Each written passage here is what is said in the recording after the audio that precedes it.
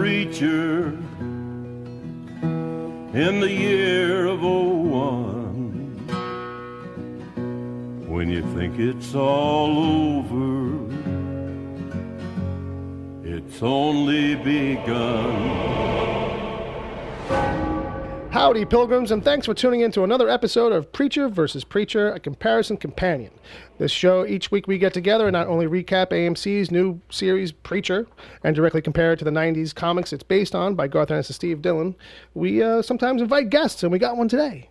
But who are we really? I'm Bill Sweeney, and I got my buddy Dominic. What's going on, guys? I got my brother Bob. Hey, what's up, everybody? And joining us this week, she's been here before, and she's back. It's Sara Netzley, freelance writer for entertainmentweekly.com. No way. Well, hello. Well, hello. Hello. Hello. Hello. Sarah, welcome back. Hi, Sarah. Back. Thanks for the invite. She's happy to be back. Did you hear that? I didn't give you the invite, but Bill did. Yeah, so Yeah. so you're going to play that? Yeah. Palmer did. If you really want to play Oh, like really? Okay. Yeah. Yesterday, Well, Palmer. you're welcome to anyways. Yeah, Palmer was doing Either he was doing his producer duties, and he was like, "So you're gonna have anybody on this week?" You said you were gonna have people on, and I was like, "Oh, yeah, but it's late in the week now. Like we're doing it tomorrow." He's like, "I'll call Sarah." I'm like, "You can't call." She's got life. That's cool. Yeah, well, I think it was more like he was doing his producer thing. Like, it was like, I'll call her. Like, if you don't want to make that call, boss, if that makes you like nervous, Right. I'm like, okay. Like, what I mean? That's kind of like where I was coming from. He knows that about me. It was like, I didn't want to call her like at that time of night. Like, it's like tomorrow. We want to see if you want, last minute. She lives in another state. Oh my God, I don't even know what time it is there. It's probably like, it's Friday, I think, there. It's actually 2 a.m. next week. See? Oh, Oh my God. There's a time dilation involved. Illinois is on a really weird time cycle right now, so yeah. Yeah, it's timey-wimey if you're a Doctor Who fan. There you go. But normally the three of us, we do a podcast called the Wicked Theory Podcast, and that's where we're from. If you want to check that out, listen to us over there. Is that what we've been doing on Saturdays? Yeah, we kind of get together, turn the mics on. We do it live, too. I didn't know the mics were on. See, now that explains a lot. That explains a lot about that other show. Yeah, it does, doesn't it? A little bit. So you can check us out over there. That would be really cool. Yep. But if not, hey, no big whoop. No big whoop. You like what you like what we do here. Now, official business. Please go and listen to the other show. That's personality number 7 of Bob. We were finding new ones all the time inside of Bob. You can follow us on Twitter at PreachVSPreach. You can follow Sarah on Twitter if you want to, at Sara Netzley. Sara Netzley, no H on Sarah, Netzley. There's rules. We'll put a link in the description. I forgot about the H thing. Yeah, right. Sara. Blame my parents. Okay, fair enough. I gave her a look. I knew that. Bob knew. Bob's taking credit. He knew. Thanks, Bob. Got my back. I got you, Sarah, without an H. Right, so follow us, follow her, and a little heads up. Sarah was writing the recaps for Preacher last year, and I was like, hey, you're going to come on the show today? And she was like, basically, looked like she wrote a recap. How many pages of those bulleted point notes was that? That wasn't like 2 pages. Wait, for today's Yes, episode? for today. That's 4 pages, friends. They're double spaced. I'll give it to you. 4 pages, double space. All right, so we're going to get right into it. One of the things to remember here is that, we're covering the book as well as the show. And if you haven't read the books this season on this show, we're not really giving you any wiggle room. By now, we're expecting you've read it all, or some of it at least. But so this whole thing is a spoiler. It's all book spoiler, and obviously for the episode. But you might hear us talk contextually about stuff in the book, and if you haven't read the books, you might be like, "Oh, what's that?" Well, I hope it intrigues you enough to go get the books, maybe. All 77 issues. All 77 in 6 sexy volumes, collectible editions. All right. This is the worst infomercial ever. All right, Okay. So with that, if you With haven't that? read all the books, Yeah. I'm going to kindly ask you to leave Yeah. for your own good, and also ask you to go out and purchase them and read them and Right. then come back. There you go. With that said, I think we could just get into it. I Right? think we should just get into this this episode. Episode 5 of Season 2, Dallas. Yeah, that's the other thing to keep in mind. That's new this season. Oh, the bell. The bell. Right. Sarah, I don't know if Sarah Yeah. knows this. We figured out what to do with the bell. Whenever something from the books actually ends up on the show, we're going to ring the bell. Is there going to be any bell this episode at all? Actually, There wasn't last week. actually, we do have a couple of things. Yeah. But we'll get to them. I didn't think we were gonna, but they found a way. They found a way to squeeze that book into this show somehow. Look, it is based on the book. All right. All right, Tom, kick us off. Where are we? Where did we start this week? All right, so we pick back up this week where we left off in episode 4. Right. At Viktor's, with Jesse kind of still processing what Tulip has just said to him. Right. The fact that she's married to Viktor. Yeah. That she's married at all, really, is the... Sorry. Your mic just farted. Yeah. Yeah, it was a little squeaky. All right. But basically just the fact that she's married at all is really the bomb Yeah. for him. And not the bomb in like that good 90s way. Right. Right, I gotcha. Right. But yeah, it's a bombshell if you're a reader of the book, because she's not married in the book. She was never married. Victor's not in the book. Right. Spoiler for that. Saving you a little bit, because Ed asks. That's what Ed does to me now. He just asks me everything that's in the show if it's in the book, and I just go nope. Sometimes he calls up during the show. Yeah, like during a commercial, he'll be like, "So is this guy?" I'm like, no. Oh, okay. Always assume no. It's Yeah. not. Yeah, Right. yeah, that's the safer bet, we feel. So, So continue, sir. in all of his rage, Jesse grabs Viktor, Right. carries him into his own torture room, takes his henchman off of the hanger. I don't Yeah, know what you would meat really, hook, meat whatever hook, it might meat have been, hanger yeah. that you would call that, and hangs up Viktor. right. The whole time though that this is going on, this runs for about, I want to say, a minute and a half, 2 minutes. Okay. And the whole scene, I don't know if I just called this on the rewatch, Right. but the whole time Tulip is just like yapping Right. for Jesse to stop, Yeah. and it is so fucking annoying. I can't even tell you how annoying it is. It's one of these forced scenes where, she is like, just- yeah. Well, Too much. She sometimes she overacts a little bit too much for me. It's a little like melodramatic or campy or something. I don't know. Like, she just feels like she's doing like a 1930s Scarlett O'Hara side character sometimes with the accent. Like, it's just coming off of her in a weird way, or it's just like I She's don't know. trying to be sweet. All of a sudden, she becomes Southern sweet. I guess I don't know. Sarah, any thoughts? Her no good boyfriend is about to kill her no good husband. Right. What else is she going to do? God damn it. Listen to me. Right. Yeah. Well, I get it. That's a See, good that's point. why we bring a woman on. That's here. what you know. What we weren't seeing. We just automatically hate Tulip. TV show that's Tulip. Yeah. She was hard to take this week. I Yeah. agree. There's a lot of forcing characters that do kind of bullshit things too, where it's like, you know, she's we got to get her out of the house. So what does Jesse do? Jesse uses the word on her in that scene, right? Right. And she's gone. She goes away. She goes away. But she did talk the time she was going. So, you Well, know. that's true. This time he knew, as opposed to last week. Right. Yeah, but didn't he just tell her leave? Yeah, leave. So she could have just kept on leaving. Well, that she did. You She know. ended up back at the other. She ended up back at Dennis. It was such a simple Oh, command. right. If we're following season 1 rules of like very blank terms leading to your death, Right. right. She should have just kept on walking forever, right? Just leave. You would be an evil genie granting wishes. But that's kind of like one of these rules they established in season 1. Like, you know, there's a couple of things from season 1. It seems like they conveniently pushed to the side too.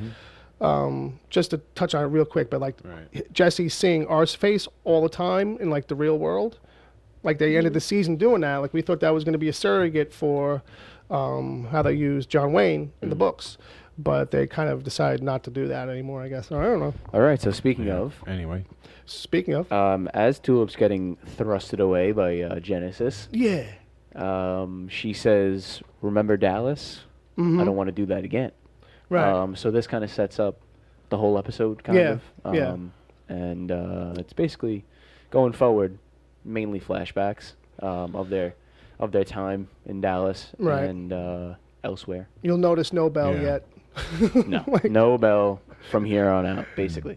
For this. Yeah, like the Dallas stuff, which is really just kind of picking up from season 1, and it's really kind of fill out the rest of the framework for the story in season 1 a little bit. Although it should be said, I believe that in the original story in the book, she does at one point have something goes on in Dallas.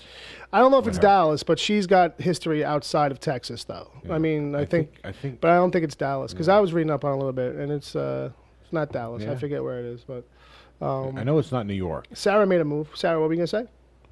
This was the weak point of the episode for me. I didn't think we needed all that fleshed out. We understood it. We understood the broad strokes of what happened, why they separated, Right. what she went through. This all felt a little more spoon-fed than it needed to be, and it lasted a little too long. We get it. Yeah. Yeah. We get it. It reminded me of like how they would tell the stories in season 1 a little bit.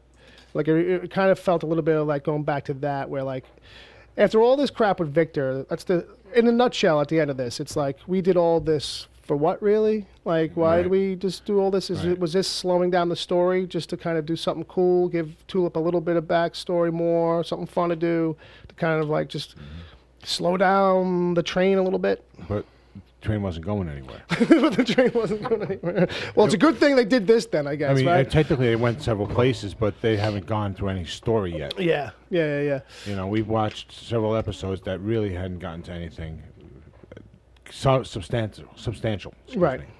All right, so from there, we cut to the intro. Oh, And nice. then after that, we have... Oh wait, I'm sorry. That's not in the book. no. It's Well, the not in- logo is close enough. The logo is close enough. Logo. Logo. All right. Okay. All Jesus right, Christ, so- we're scraping the bottom. So when we get back from the intro, Yeah. we have a quick flashback to the bank heist scene from last season Right. that we saw with Tulip And- when she... Still not from the book. No. But the Jesse's haircut. That's Oh, kind of like season 1. I Yeah, mean, okay. it's kind of like the book. Well, yeah, kinda kind of like it's because it's mullet. It's definitely he Glenn does have a Fabry mullet. artwork. Yeah. It's definitely Glenn Fabry artwork. Yeah, he definitely had the mullet in when he was a kid in the book. Yeah, when yeah, he was yeah. younger. So they give us the reminder that Mhm. they were supposed to have a baby, Tulip and Jesse, but unfortunately Yeah, didn't yeah, work out. Right. And then we get a lot of that shoved down our throats, like Sarah said, throughout the whole episode. Yeah. But we'll Yeah, they get to could have, that. and they could have just gotten the whole point across in one quick scene where Tulip sees a lady with a baby, steals it, brings it home. You know what I mean? Jesse, I'm just keeping this baby. Looks just like you, Jesse. I mean, instead of because what was I telling you about that whole period in Dallas? It was like, is this a hell scene? Well, that's the thing. Eventually, when they get to the loop, yeah. You know, Yeah. the whole thing felt like it was a loop. Right. Well, just being tortured. No, because it was like the whole thing over and over again. It was like every day he was getting drunk. Well, yeah, later on in the episode when they do get to that, right? The montage. The montage part. Right. We're not up to that yet. No, Bob's like, "Are we done?" Yeah, so much- Here's the thing, Bob, just so we were all clear, Bob tuned out while we were watching, like halfway through. And Well, was just I was watching. no, I know you were there, you were watching, but Yeah, like but- I heard a lot of sighs. You were kind of like done with it. Yeah. All right, jump back in here, Dick. All right, so then after that quick flashback scene, we cut to another flashback, Yeah, Still no bell. no, which is right after that, I'm going to say, in the following months after the bank heist, right? okay, This About is 3 months later. 3 months later? yeah, Okay. they did throw up a text. Oh, did they? Meanwhile, So Jesse's in his apartment with his buddy Reggie. Mm-hmm. And we got our first mention of John Wayne in this scene. Hey, oh, Bell. There you go. nice, John Wayne. John Wayne, Yep. Wow. Sorry, I was a little off guard there.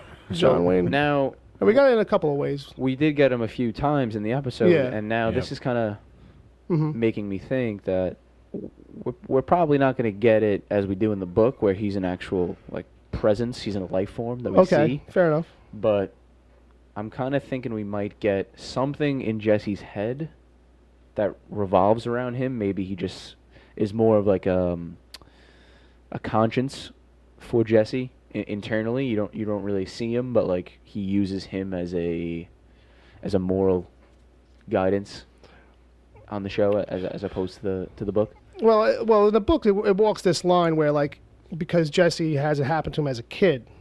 That like how much of it is like in his head from then versus how much of it is in his head now because Genesis is in his head.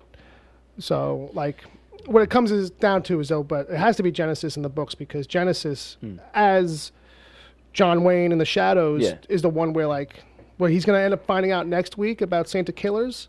I think that's what he finds out about from John Wayne in the books, if I remember correctly. But like that's what I was saying about Arseface. Like it seemed like they were going to do that with Arseface, have him be that character, fill in. Well, yeah, that would be great. But Sarah, by the way, make a hand motion or anything because I'm watching you all the time. I'm trying to keep an eye on you. So I have hand motions for you. Don't worry. Whoa! Oh, We're gonna ring a bell on principle. Number on that. one. That's Number just, one. That's just.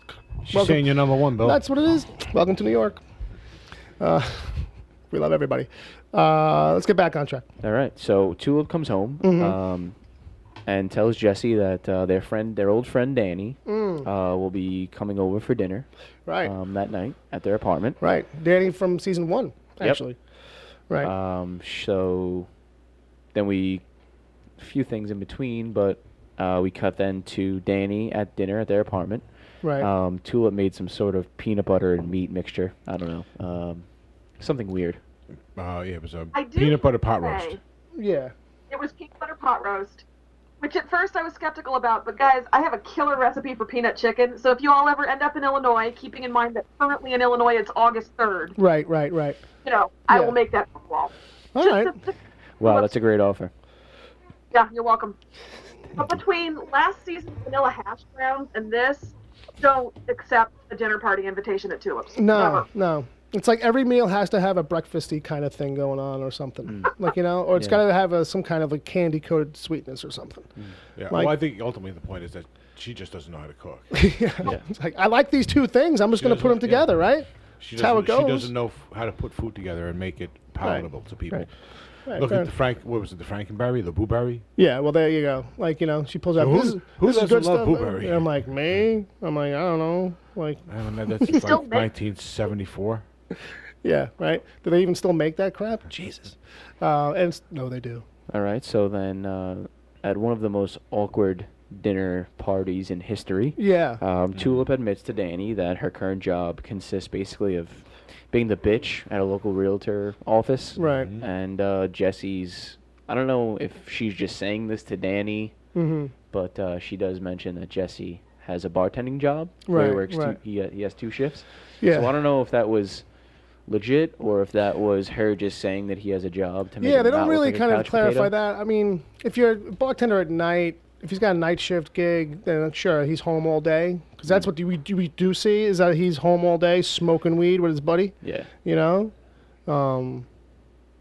And it's like, at one point, I kind of forgot about the bartending thing, and I'm like, I guess he's just living off her paycheck. Yeah. I kind of forgot about that, but so I guess he was.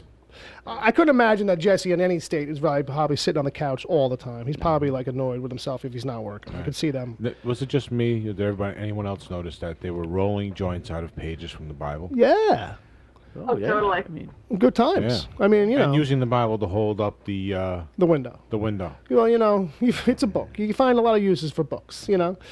But I was as much as everybody else has always been like, right, go ahead. I was seeing all that, and to me it was going right to them not being able to have a kid. Right, Like God was not letting them have a kid right, because of the way he was treating the book. right. Yeah. Or even you could just have it be a metaphoric reflection of like they're just kind of disgust with Well, it's, God and life, and Right. like I'm going to treat Right. this book like shit. Yeah, You know what I mean? it is a larger thing for his lack of faith at this moment in time. Right. Disregard for the book and all that. Right. all right. Or, God closes a door, God opens a window. No, I'm sorry. That's Oh terrible. my God. So many apologize. layers. Sarah with the win. Sarah for the win. All right, we can't mix it up. People, that was not official content from the book. Just, Sarah is not part of the preacher. just letting you know. She's not in the book. Clarification. Continue, Dom. I'm sorry. No problem. We've sidetracked you. All right. So then Danny asks them when they're going to work for her again, and that she has a new job. She offers them a new gig, and she has a briefcase with her. And when she Right. opens it up, there's a file, and it's a quick shot. You may have missed it, Okay. but as she's showing them the file, there's a quick photo of Viktor. Oh, okay. I did miss that. So maybe that's how that's- Tulip ends up meeting him. Right. On the rewatch, you can see where all these pieces line up. Yep. Sure. They decline, but Tulip does ask if she has any news on Carlos. Right. And Danny tells her basically to just forget about it and move on and figure out what the fuck you're going to do. Yeah, focus on your life here. Don't worry about living in the past. Right. So she leaves, and then Jesse and Tulip clean some dishes. They're cleaning up. Yay. It was so domesticated of them. Yeah. They were like real adults for a little while. They And it were. felt so out of place. It did. Like even for the show. Like That's you know, why I had it in the notes at all, to be honest with you. Yeah, so yeah. we could pick at how shitty it was. how It's not crappy like, it was. It's not like they were sober, though, when they were doing those No, it's dishes. fair. He was probably baked out of his mind, and the only thing he was missing was like an apron and like the gloves, you know, and like the dishwashing yellow rubber gloves. So Tulip asks, Jesse asks Tulip, you ready? Then we cut to the bathroom. Right. To them sitting on the edge of the bathtub. Mm-hmm. And they're looking at the results of a pregnancy test, which come up negative. Right. Bad sex ensues. Right. Really bad sex. Really, really bad. Yeah. Like you're not even trying. No. Like you think you're trying, but you're really not trying right. Yeah. You know. And someone's making deposits, but Yeah. there's no act going on there. At least on Roseanne, when they were trying to get pregnant, like, you know, they were talking about, like, all right, I got to put her in positions and stuff. You know, we're trying to get it, you know, make sure it gets in there. All right, no. Then we cut to the present. There's a lady in the room. Stop it. All right, sorry. Cut to the present. Where we visit Jesse and Viktor again quickly. Okay. Really no significance to the scene whatsoever. it's just to the way remind us that That's they're going together. on. Yeah. Quick yeah. cut to commercial break. Right. Then when we come back, we're back at Dennis's house. Okay. Where Cassidy and Tulip have a little company over in the form of Victor's daughter. Oh, right. That kid. Yeah. Yeah, the spit take. Yeah, this is the thing too with the spitting, like that whole thing.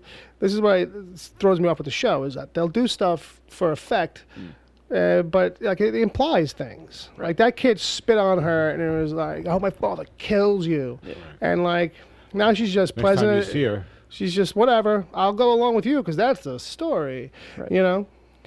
I don't know, that's how it felt to me. She's in the room quickly, but after they excuse her, Mm-hmm. Tulip punches Cassidy in the face, Right, she cracks him knocks pretty him hard. down hard. That was actually pretty good. It was good. It was very good. Basically, I thought she did that because he told Jesse where she was, right? Last week? Yeah. That's why that happened? Yeah. Okay. That's why she did that. But this gets resolved really easily. Kind of too easily, in my opinion. Okay. I don't know. Sarah might have something to say about that, but I just thought they really brushed over their argument a little bit too quickly, in my opinion. Okay. I think a great reckoning is coming, and it has to do with things with the Cassidy Jesse conversation that we're going to talk about toward the end of the episode. Right. So circle back around to this because I think there's a lot more. There's a lot more that's going to come seeping to the surface. Mm-hmm. Mm-hmm. So we'll circle back. Okay. All right. I like it. All right, so then we cut back to the torture room, where it is now nighttime, Okay. and Viktor is still hung up.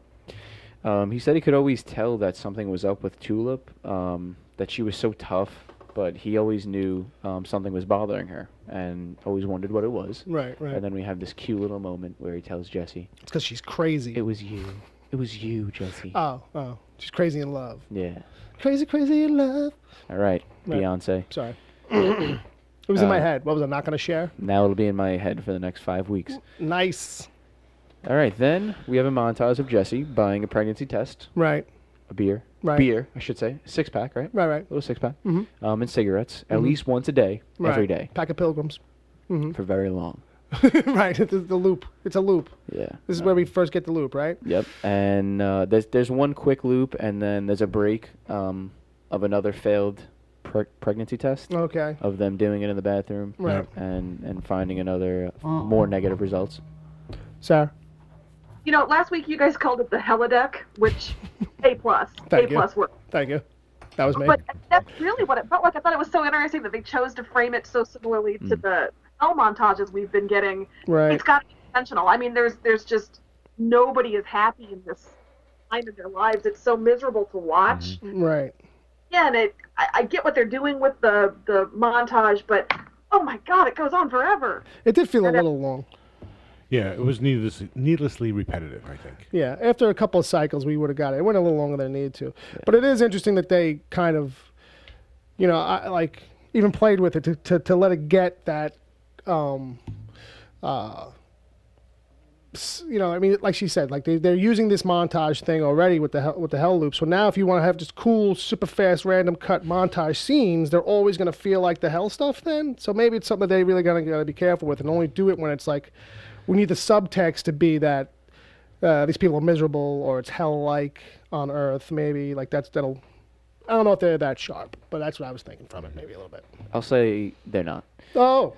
All right, and then we really get to see at this point now in the episode, where Jesse mentally has starting to make the decision that he's going to go back to Anvil and that he's going to become religious again, and he's going to become a preacher and take over his dad's church. He prays quickly with Tulip for a baby. Right. Yeah. And they go to church. Yeah. So. And she's looking uncomfortable. Yeah. Well, Sarah. Yeah, like she's burning. There was such good hair acting in this episode. Because good. Okay, go on. You've got floppy-haired Jesse, who looks, my God, 10 years younger. Right. You've got, according to Ashley from my Twitter timeline, cockatoo-haired Jesse, our Jesse. Right. Jesse. I love that in that church scene, it's kind of, the floppy is a little bit almost getting cockatoo. I mean, you can just kind of see. It was hair acting. It was fantastic. But the hair acting to tell us, sad Jesse, possible redemption Jesse today, well. It is funny that, like, all it took to make him kind of feel younger, and it's not even supposed to be that much younger, but it was. It was like a pair of jogging pants, a ratty shirt, and an overgrown hair wig. Like, that looks like me, like, when I'm in between haircuts, like, Yeah. I related a little bit too much to that. I was like, yeah, I've rocked that for a while. Not on purpose, but just like, looking like I just woke up kind of thing with the big, like, okay. Anyway. I related too much to his hair. I'm sorry. All right.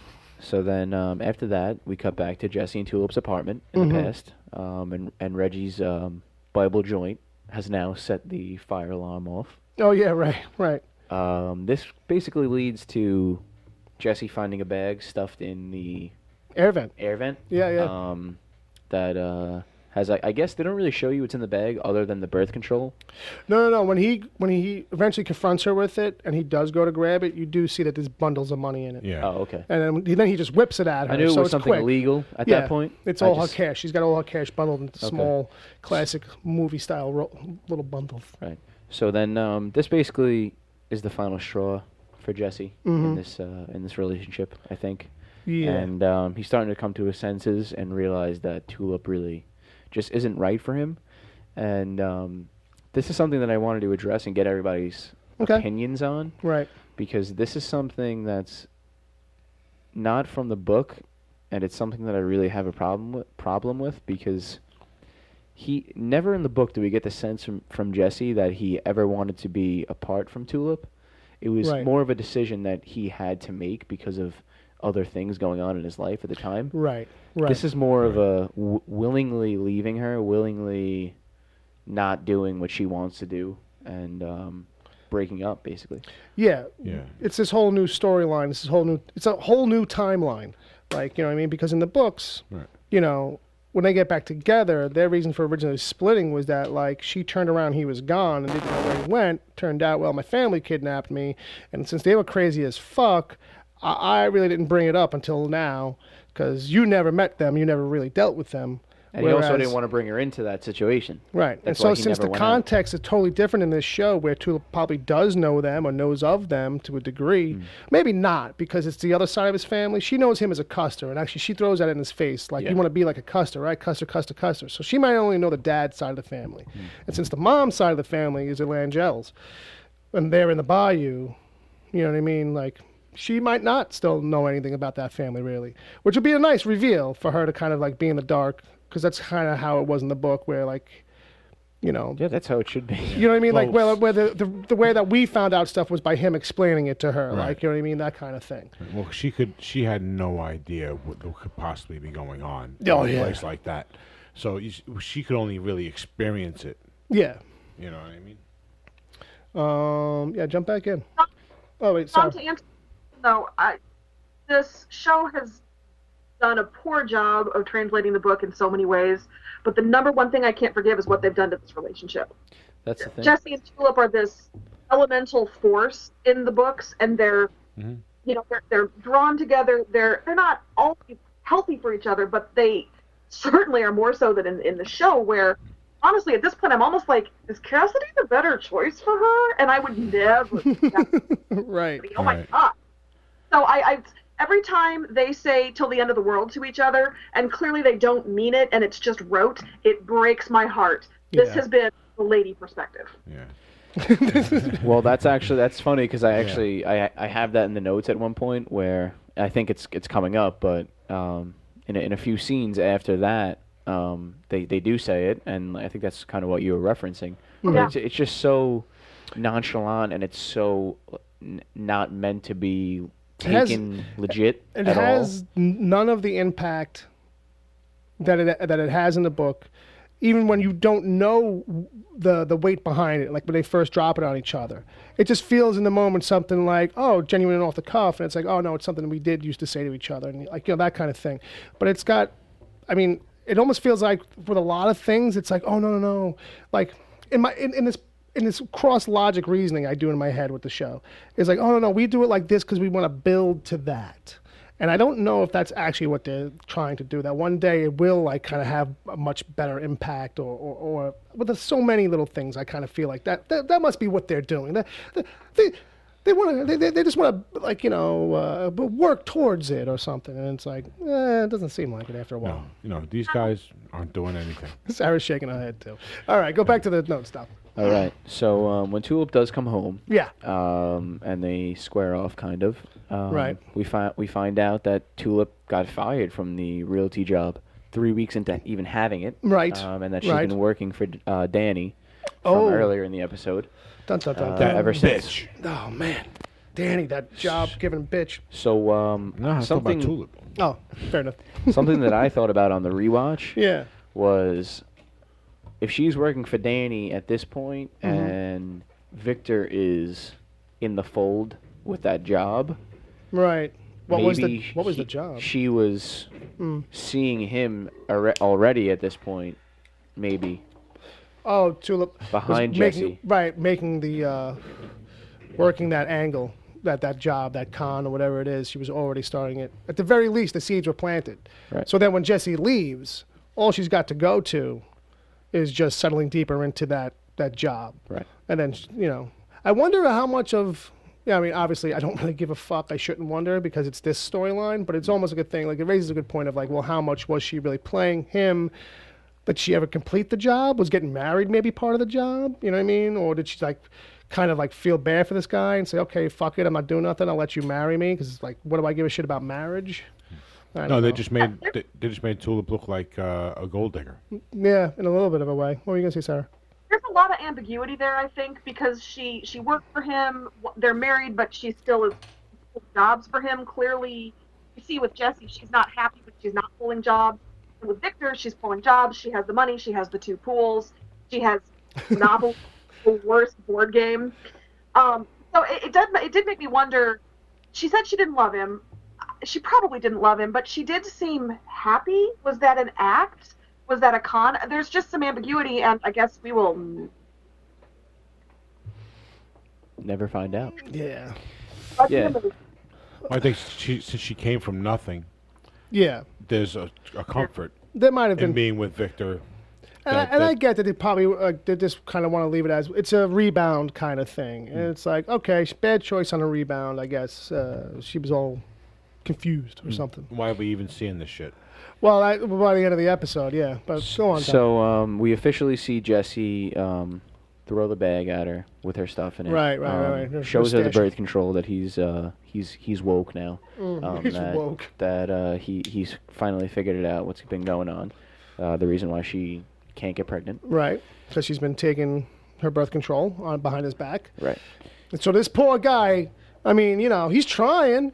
He doesn't look very good at it, but like, she's got to sit there, A, pretend to want to have sex, B, it's shitty sex. And then, like, no wonder she's sitting there, like, all kind of like, meh. And this goes During it. into what Sarah said earlier. It's just really just destroyed the whole dynamic of their relationship from the comic, where it's like, it's so sex driven. They're so in love, like to the point where even if they ever went on break, like they do in the book, Basically, she really didn't. Like, we kind of fill in, like, Ennis fills in what happened throughout that time for her. Right. And there was no man, really. I mean, she probably did her own thing at the time, but never got into another serious relationship. Right. So that I think just goes she had, to show how much this Tulip is unlike Tulip, because she's just so unfazed by anything, really. Right. She just doesn't give a fuck about anything but herself. She fucked a vampire in Tulip- season 1. Right. The Tulip we have is totally turned on by doing bad shit. Yeah.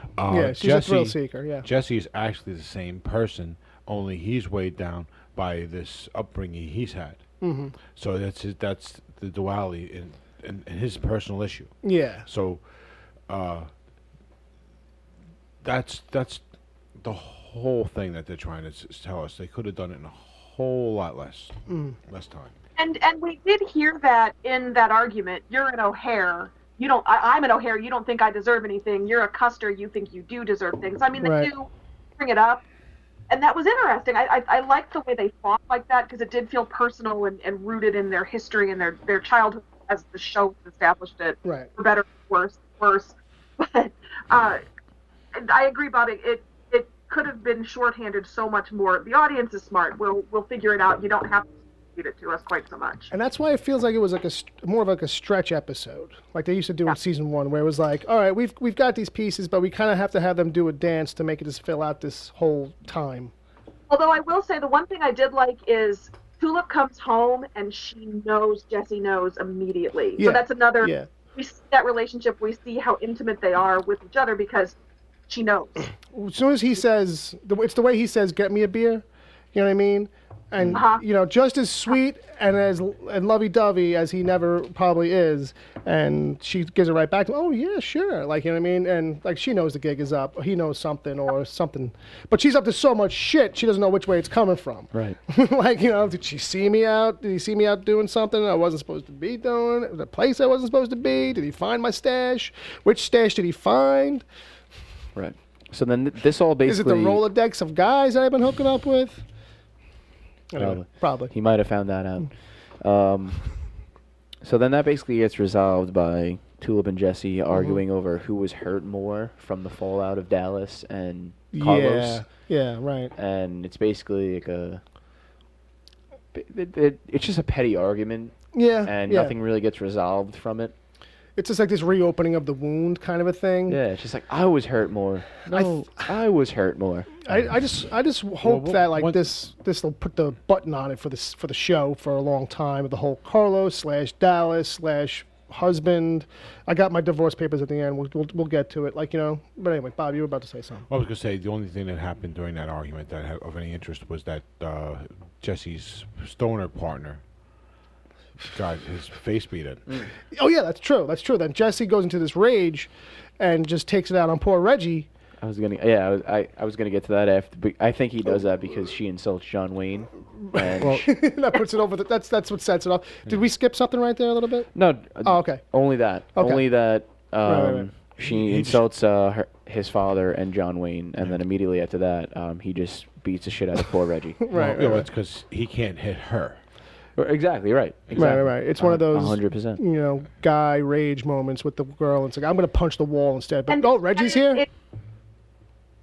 And it kind of circles back to something that she and Cassidy say to one another in the apartment, where Tulip says there was only a 3% chance Victor would hurt her.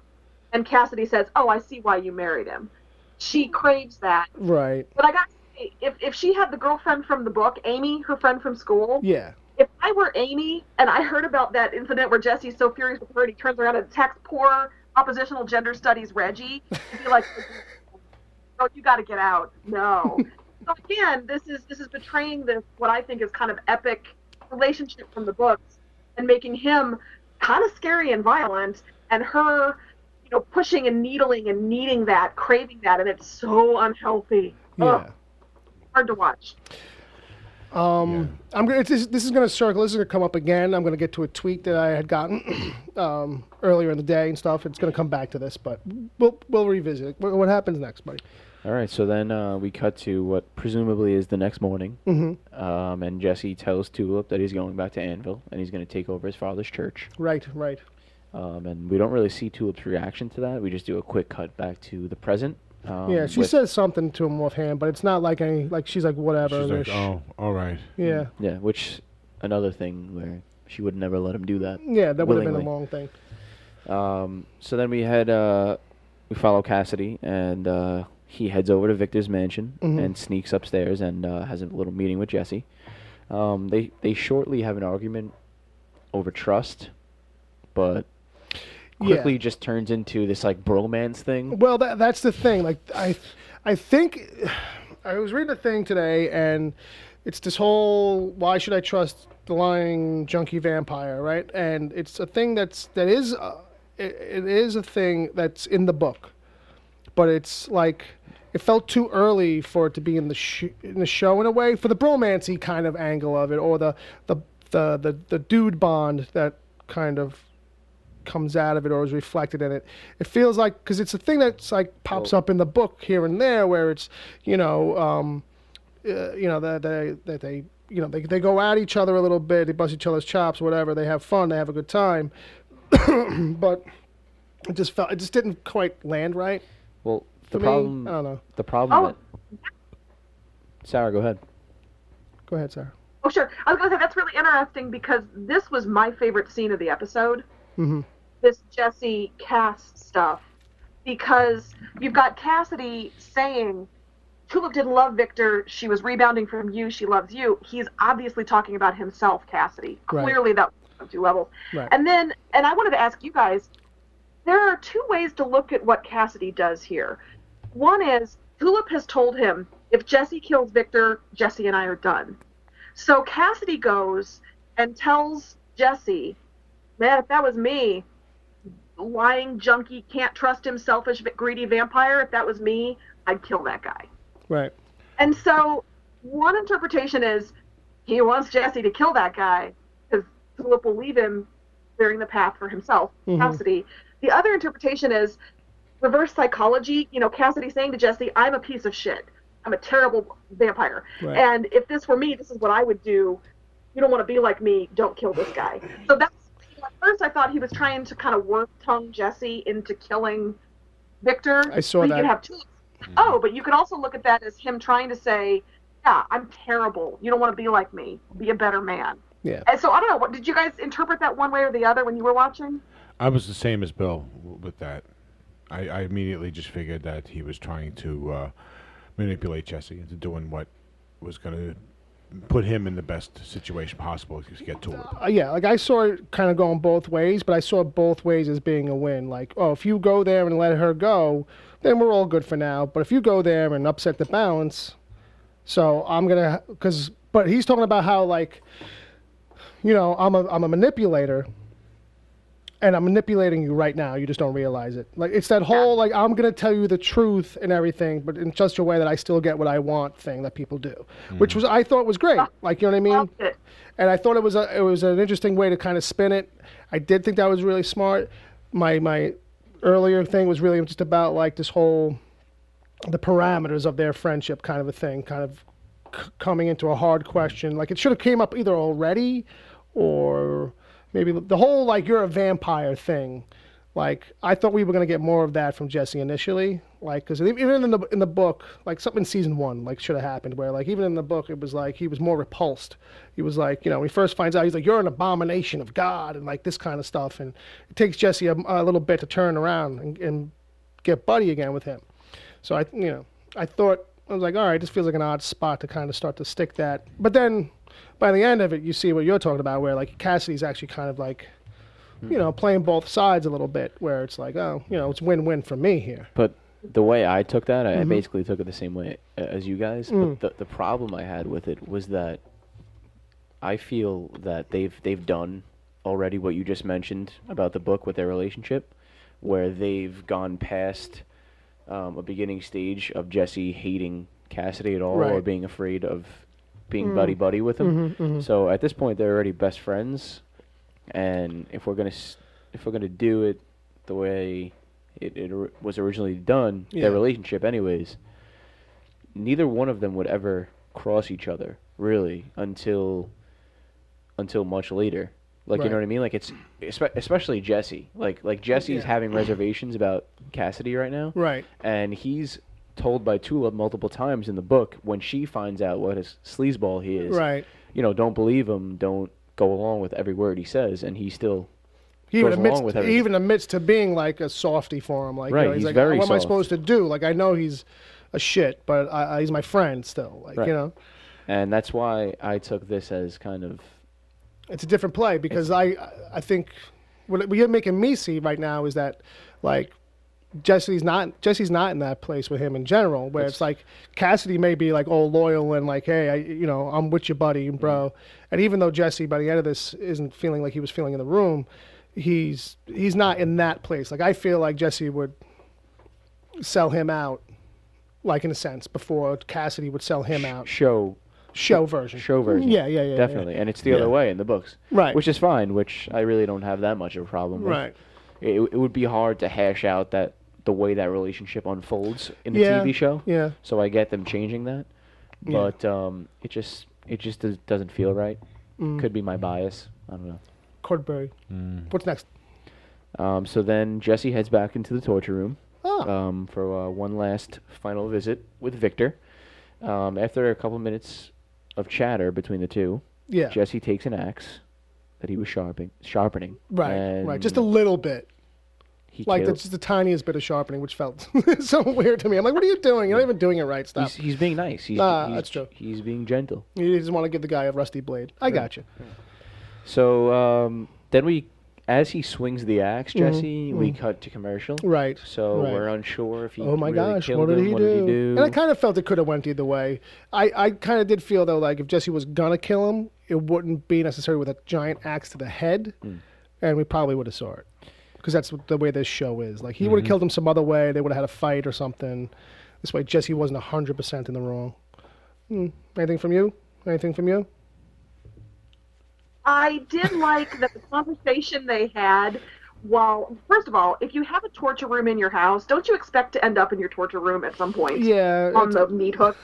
It's going to happen. It's kind of a live by the sword, die by the sword thing. But the conversation they had is kind of Jesse saying, I know why she married you. She likes the money and the danger. And Viktor, who is trussed up and about to die by axe, as far as he knows, doesn't back down and says, no. It's because you're an asshole, and I was nice to her. Right. And I thought that was, I liked Viktor, actually. Didn't need this much time with these characters in the storyline. Viktor, I thought, is who he is. He owned it. He didn't back down. He didn't beg. He was like, no, man, I was nice to her. Sorry. So I kind of like that little character beat. Again, did we need this episode? But we had to have it. Okay. Thanks Right. for that. So then after that, we get back to Dennis's house, where Cassidy, Tulip, and Victor's daughter are all impatiently waiting to hear what Jesse has done with Viktor. Oh, right. They're having that long, drawn-out thing. Yep. And when he comes back, Jesse, he says he, quote, took him down. Oh, this gag. Yeah. And Tulip immediately thinks that he's implying that he killed him. Right. But which I thought was kind of funny, but it was really walking a line between so transparent, like that we're doing a gag, and it's like, is it landing, is it not? But it worked for the most so part. to go back to what you said earlier about the way they cut to commercial, Yeah, where yeah. You were in the middle, you didn't know which way Right, it was going right. to go, really. Yeah. As soon as he says, quote, I cut him down, Yeah. I knew that he didn't kill him. Yeah. You know, I took him down. I took him down. I took him down. He said, Yeah, right. yeah, I took him down. Not cut. Right. Right, It was right. took. Right. So then Tulip immediately thinks that he's killed him. Yeah. But I think it was maybe one more question. Somebody like raised an eyebrow, and Right. It was like they exchanged a couple times, and it was like, oh, okay. And then they were gonna settle in and almost like have the conversation about like what to do next. and then he was like, "What? What are you guys? Like, you're looking at me like I'm crazy. Like, Right. and meanwhile, it's like, well, it's been a rough couple of days with you, Jesse. Yeah. Besides, maybe you killed a guy. They got the right to look at you like you're crazy. Which was a bright moment in the episode for me, Yeah. at least. Yeah, that wasn't too I bad. thought it was cute. Mhm. But then he also says that he's got divorce papers for Tulip to sign Right. when he comes back. Right. So I think at that point, then they both kind of agree that they're bad for each other. They might mention that. Sarah might. Yeah, I'm raising my hand like I'm in school right now. Yes. It was kind Yeah, of meek. I need you to really raise it like you got to pee. That's how you got to raise it. Swing it and be That's like, why I need- and go, miss. Mr. Sweeney. Yeah, Jessie says, I'm so bad for you. And she agrees, we're bad for each other. And I have to say, I agree. And I hate that I agree. But I Right. was like, yep, that is true. Two other things with that scene. First, my husband's a divorce attorney. I do not want to tell you what he charges for the put a guy in a harness and threaten him with an axe dissolution package. Oh. But it's It's expensive. Yeah. expensive. And I did think it was interesting, just before Jesse comes home, Cassidy is telling Tulip what he told Jesse. Tulip says, did you talk to Jesse? And Cass says, yeah. And basically says, I told him to do the right thing, which he didn't. He completely lies to her about that, which does give weight to that he was trying to manipulate. But it reminded me of, and here's something that I think the only person other than me who's going to appreciate this is Steph, so I hope she's listening. It's very Buffy the Vampire Slayer when Xander tells Buffy that Willow said to kick Angel's ass, when Willow did no such thing. She wanted Buffy to know, you're welcome, Buffy the Vampire Slayer reference from 1997. I'll take it. I'll take take a it rain because check on I that watched it. Because I watched it, and I don't remember that happening. But that sounds exactly like that show, where it was one And of it these. really was. I thought. Yeah. And it was all over romantic jealousy there, too. Right. But it is a thing where it's like, I guess that's kind of like they're gonna play Cass, where in the book it's not as obvious right away. Which I like because it kind of creeps up on you In the book. In the book. Yeah. And it's like it makes for a better reveal, but that's only something I feel like that's exclusive to a comics format in Well, a way where they really wouldn't be able to slowly. I think a drag it TV out. show they could. It's just rarer. Like this is not that show. Like a show that's going to do with like some kind of slower burn kind of. This show likes to kind of like compare like to what's in the book. It's like let's reveal everything and then like really figure out ways to slow it down after we do that. What are you going to say? No, I lost my thought. All right. Sorry. So Sorry, no, it happens. So then Bad we're memory. back from commercial and we cut to another fucking flashback, a different one. This is now a fifth one from the episode. This is a fifth flashback. This episode isn't over yet. We are now a few years back. A few years back we are now. Oh, okay. All right. So we're a few years back with Tulip and Viktor in his house, in his mansion. And they're playing a game of Monopoly. Everybody loves Monopoly. Not Sarah. First board game. Life's so much better, right? I mean, Well, come you on. got to have Boardwalk and Park Place. Once you have those, games over. Starts a lot of fights. I'll just say that. Especially if you're playing with family. Yeah. Well, good. At least it's not my house. Right. Yeah. So they share kind of an intimate moment. Right. And he kind of says to her, "You're a hard woman," and which is, I guess, a compliment for a woman like Tulip, I guess. Right. And he tells her he loves her, Right. and she responds with "Thank you." Yeah. Right. And a hesitant, very like, Very what Han and Leia. like take a of them. swallow and think about it. Yeah. Oh yeah. Thank you. Right. So then straight from there, Viktor conveniently leaves the room, Yeah. which I didn't like Yeah, because it felt as soon forced. as he leaves the room, Danny calls Yeah. with a new job offer. Right. So Tulip's on the phone with Danny, and she declines the job offer because she's working with Viktor now. Right. But wait.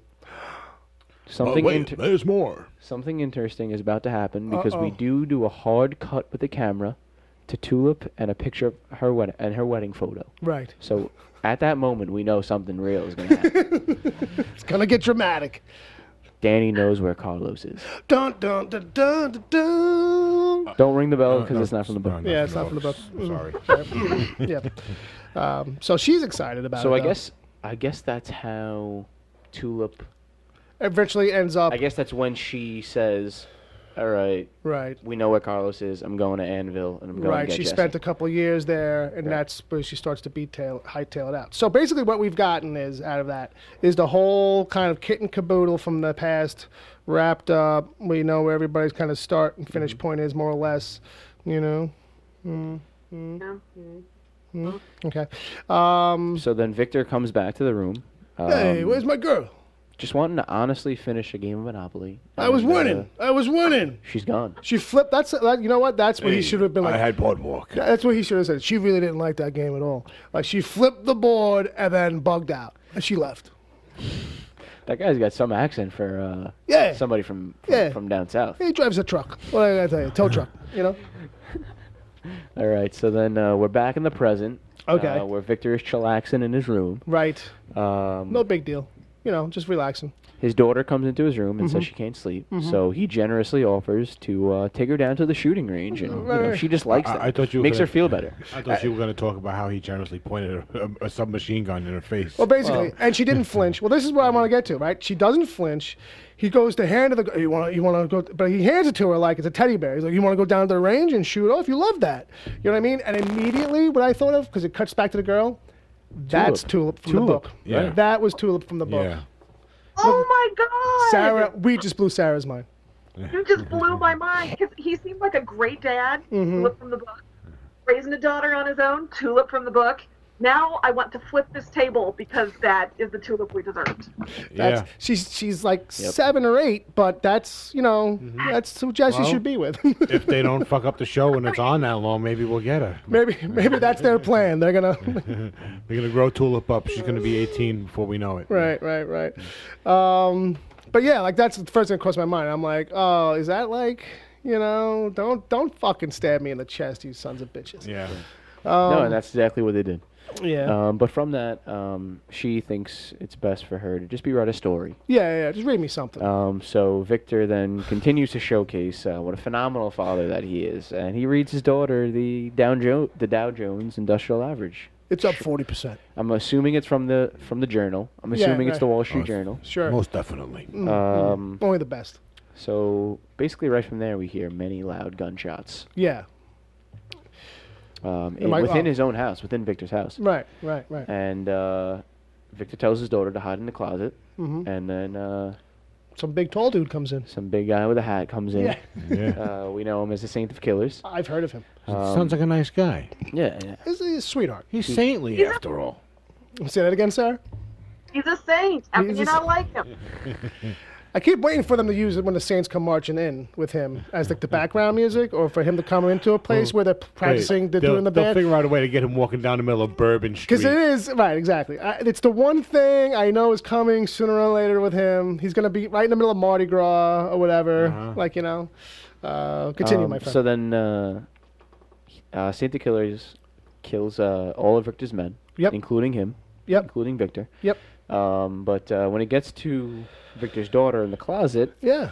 he spares her because she says she knows where the preacher is. And only because it's this- Fades to black, Smart end of the kid. episode. And only because it's this show, for a split second, I thought that like there was the potential that he would have killed her. Like, if she I thought didn't he was say going that, to, if she yeah. didn't say that, he was gonna. Yeah. Like, you know what I mean? There was no other save move, but for a split second, I'm like, they'll cut the black, but is he gonna shoot her? Like, you know what I mean? But she did the whole, and I'm like, oh, of course she knows where he is. Like, you know what I mean? Right, she was just there, and that's the whole Right. reason she was there. right. And and I kind of felt bad for Victor in the end. Like, Victor, like, really, like, when he got shot, I was like, oh, yeah, everybody that comes across, the Saint of Killer's path is going to fucking die. Like, I get that. But, like, that dude didn't do nothing. And, Yeah. in the end of all this, he got used and manipulated by Tulip in a way, like, for a sense, Yeah, but at this point, should the Saint of Killers be killing people willy-nilly? I mean, he's only supposed to be after Jesse. Yeah, but I think it was just like it. Well, that's a good point. That guy, like, he just opens the door. That guy's there, and I shoot him. It's not like that guy Right. tried to stop him or cause some kind of He's you know, sitting there in his bathrobe. in his bathrobe. Yeah, no, the TV show Saint of Killers is more kill hungry than the book one. But The here's book the- one will kill anybody. Yeah. Don't get me wrong. Yeah. But he's got a little bit more of a moral complex. But the show's doing a thing where he's going to run into people who just saw Jesse, Tulip, and Cassidy all the time. Whereas You're in the right, book, which doesn't like, happen. he kind of like disappears for a few issues. We work on story. Like, it's like, oh, you kind of forget about him almost for a minute. Then he pops up, and it's like, oh shit, he's right there. So That puts us at the end of the episode. that puts us at the end of the episode. That's basically it Yay. for the week, other than feelings. Feelings. Well, the one feeling I got out of this is that next week's looks really good. I didn't watch the trailer yet. So trailer for next week looks like we're getting the big Jesse and them get the big download on what's going on with Santa Killers. They've got a stack of books. They're in a library. Like, they do this quick shot of one of the classic pictures from the covers. From the comic book. Yeah, Oh, of okay. Santa Killers. Yeah. The one where he's holding the gun like this. He's got the Yeah, profile. Yeah, I think it's the one like might be on the cover of the versions that you have, where it's Okay. the guy, the horse riders are real small across the bottom. Right. You just kind of see the top shot of Okay. that. But so I mean, there is a. I mean, we were saying it, I think last week on this show, where I was, that pretty soon, like story wise, like he's got to get that kind of download Yeah. of info about Santa Cruz, because that happens in the book more or less in this area ish. I don't know when. I don't remember when he. It is. It's because I was flipping through, Yeah. so it is kind of like in this ballpark, in this nebulous place where we are. He gets a little bit from the angels, and then he gets more later from The voodoo guy. the voodoo stuff. I forget what happens with the voodoo stuff. That's with Genesis, but I don't remember. Does he find out anything about? He finds it out from John Wayne about Santa Killers. Okay. I think John Wayne puts him straight about Santa Killers. I think being after him and like all this kinds of shit. But really, it might be the voodoo and the LSD. I don't know. Right now, I know we're supposed to be like the authority, but right now it's like in my head, it's blending a little bit. It's blending a little bit. Say something, Sarah. I'm staring My at you. thought for this week, It sounds about right. my thought for this week is something I never expected to say. I missed Hitler. You were having more fun with Hitler last week. Kind of, yeah. That's a strange sentiment, but there you go. Yeah, we didn't get any Earth's-face. We didn't get any of the Hitler stuff, but I guess that's probably for the best because you gotta make that last. However long that's gonna last. No, they don't. No, they don't. Yeah, Sarah. I think They're dragging it out too long. we could all say that we disagree on that one. I don't think any of us sitting here at the table missed Hitler too much. And she only means it in comparison to this week's episode. So it's like, how much does she really miss him anyway? Yeah, I think that's what we have to take away from that. Yeah. On the scale of humans I'd like to see march through this show, Hitler's pretty low. But Right. in comparison to this week, I'll take it. So Yeah, they lost me about 20 minutes into this episode. So things to kind of like just take note about the being in the comic and the show, the John Wayne stuff. Specifically, he's watching McClintock, and that's the same movie that he's watching in the comic As a kid. As a kid, At when Angelville. at Angelville, and which is like right after like his father is killed. Right. So it's like, that break with reality he has as a little kid right there, like, but it was the same movie. So there's that to it. But outside of that, the resource that I use to go to see like differences. Small bell. Yeah, small bell. Yeah, and Cassidy actually offhand at one point he says, I was rich once, which is in the books bullshit. So you don't know which way to play it because he could just be lying for the sake of lying, manipulating for the sake of manipulating. Who knows with this show? Maybe he did come into some money once, and it's one of these dark turns of fate, which we'll see Maybe for him. they're going to meld his story with, what's his name, Desaad? Oh God, no.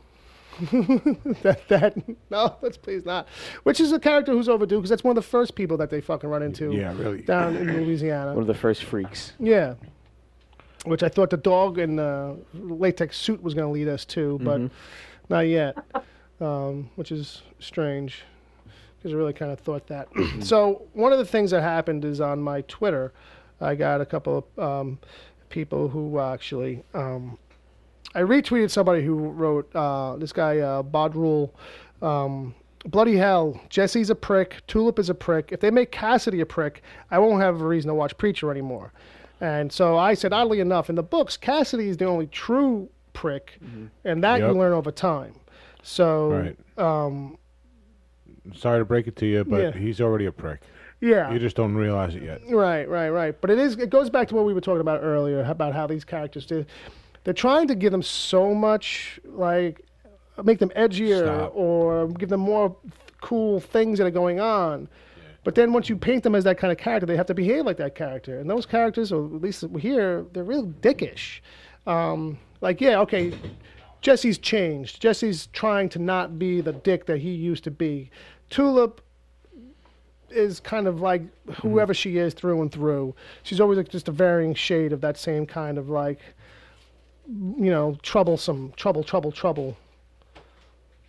And, I did like some of the structure of this episode in that, we saw Jesse turn his rage at Tulip onto Reggie. We saw Jesse turn his rage at Tulip onto Viktor. Talk about change. People can change. And, can they? It kind of looks like God when it comes to Jesse's expression. Yeah, he likes to use... Yeah, he likes to use his hands. I mean, and I think that's the thing where it's like, all right, you're misinterpreting, like, I don't know, how much ass kicking he used to do. You decided to give him like some rage control issues instead. And that's not fun escape for me. That's actually really uncomfortable and kind of scary to watch when you see this kind of a domestic scene just beat the shit out of this dude sitting on his couch. It's just not. I would like to see more ass kicking on a large scale set to Uptown Girl and less wailing on Reggie. Right. At least put it to music. At least give me some 80s pop. Something from the Archies, something nice, something like Sugar would have been great. And then you would go, "Oh, Reggie, I get it. It's an Archies reference." No. Beat it. Right, and everybody wanted to beat up Reggie. Beat it would be there. You go, beat it. Beat it. And it's like a dual thing. Then eventually they tell him to beat it. Then when they finally said that he can leave, they're like, "Yeah, beat it." Right. And he's like, "Oh, I could almost hear it in my head." Yeah, I like how when he's finally beat up, it's like, "Yeah, you can go now. Probably go to a hospital on the way out, Reg." I want Reggie to come back one day, be like, "Oh, fucking." His nose is all jerked up. He wants revenge too. But still smoking weed. He's like, "I'm down to the last page in that Bible. Pretty soon. Gonna get this deviant septum fixed real soon." But, I don't know. Any other last thoughts? Any other things to kind of consider? Can we consider not watching the show anymore? Well, if you want out, look, the door's always there. I'm basically done with the show. Well, here's the thing, But I'm not done with this show. I'm just done with that show. Oh, well, you have to watch that in order to be on here. It helps. Right. Fair enough. If you're willing to do that. I'm just going to be miserable most of the time, with my opinion, because it's just gotten too far away from anything resembling what it's supposed to be. Yeah. No, it has. I think. And some of the things they're doing are clearly miscues. Not to the characters themselves, but just miscues in general. Like storytelling, making good characters, likable characters, And it's just like, what, why am I watching this? Yeah. Just because they're not giving me anything that I want to see. It was one of the first times this week, I saw more people in the hashtag Preacher really kind of talking about them being asses or talking about them coming off jerkish. I've seen people toss it at Tulip. I've seen people kind of toss it at Jesse once in a while, but this week it was I'm not saying it was overwhelming, oh, look at the flood, but there was more there. It was definitely more there. I was seeing it more often. And I was surprised because I really didn't think but I'm kind of glad that other people noticed it too. It wasn't just oh, I'm being precious about the book, so I probably feel this way. You know what I mean? It's oh, no, it's not just you. It's people who've never read the book too. Some of them are what is it with these jerks? Yeah, I had to get to a certain point myself before I realized that. That happened this week. I can see this week being a break for some people. You It's know? halfway through the season, and we're not getting anything that resembles any kind of story that we are familiar with. Yeah. We're not even getting good characters in the placement of those Right. that they're supplanting. Well, looking forward to next week. We've got a lot of Santa Killers related stuff going on, at least from the trailer, from the previews. You're going to get some, our characters are going to get filled in on his backstory to a degree. And it looks like him and Jesse actually have a face-to-face in that. So maybe it's going to reflect the face-to-face that they've had a couple times in the books. Which, spoiler, he somehow survives Jesse. For all that wanting to hunt him down, he don't kill him. I wonder what's going on there. And, keep in mind that the word doesn't work on him on the show. So maybe we're going to get some clarification on that, too. Because from what Sam Callan said is that we'll get clarification on why that difference is there or how it works. And that's really how he doesn't kill him in the books. Right. Because he comes across him and Jesse uses the word to skirt around that. and just stops him in his tracks. He was like, "Hey, big man, I ain't having it." So I just want to say thank you to Sarah for joining us tonight. Oh, my pleasure. It was a lot of fun. Thank you. Yes, thank you, Sarah. I wish it had been an episode I liked a little bit more, but that's okay. It's nice to be able to bitch in good company. We'll have you on again. Don't worry. Yeah, we'll try and plan this out better next time. We promise you an episode that we all like more. In the meantime, I would like you all to ponder the question, was John Wayne respectful toward women? So if you could work on that and let me know over the upcoming days. I would say that for the time that he lived, he would say that he was respectful. I saw the debate that spurred online about whether or not he really was, and some guys just being like, Yeah, "Of I course saw that he too. was," and it's like, well, just because you have a wife, he somehow managed to have a wife doesn't validate how nice you are to women in general. It was the era when men were incredibly dismissive to women, so it stands to reason that he was doing it too. It's the way things was at the time. Unfortunately. But I think that just about wraps us up for this week. It does wrap us up for the week. Sounds Sarah, like Don wants to go home. I don't know if I mentioned this already, but we're done here. All right, but it's a good point. We are kind of wrapping it up, so we'll do the old. Where can it? Sarah, you're a freelance writer for EntertainmentWeekly.com online. Are you covering any shows right now for them? I'm not. I have the summer off. I can watch TV and not take notes. I can just enjoy it.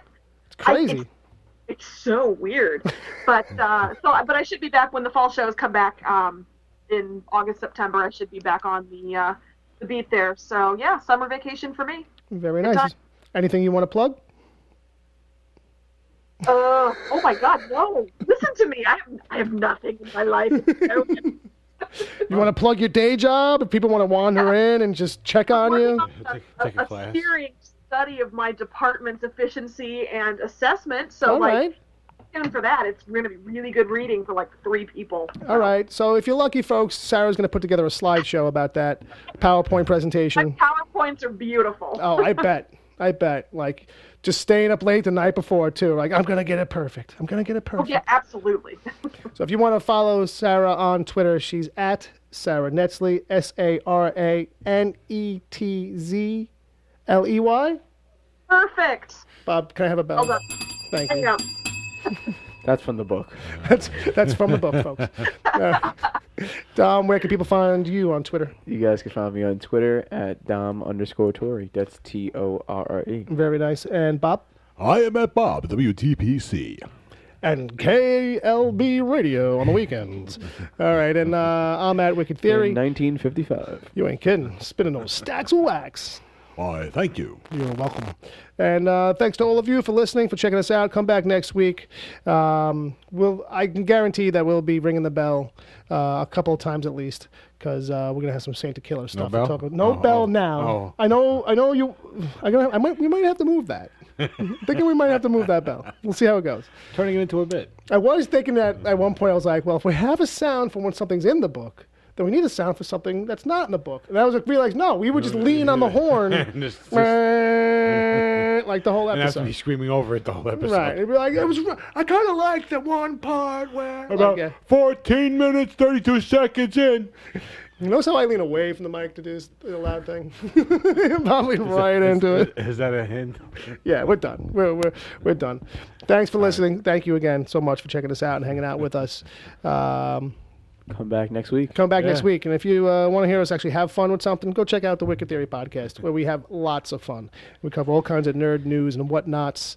We do regular segments on stuff that we've been watching and then digesting, besides Preacher. So And act even more stupid on that show than we do on this show. And so if you thought we were stupid here, imagine. Wait and go see You us. can't fathom the stupidity. We just lean into the mics and drool. Well, that's Bob. And that's why we have the little spongy foam thing on there for him. But and over on that show, you'll hear two other people you've never heard on this show. How about that? Surprises indeed. Kish! Once again, Sarah, thanks for hanging out with us. Thanks again for having me. All right, folks. Until next time, or until the end of the world.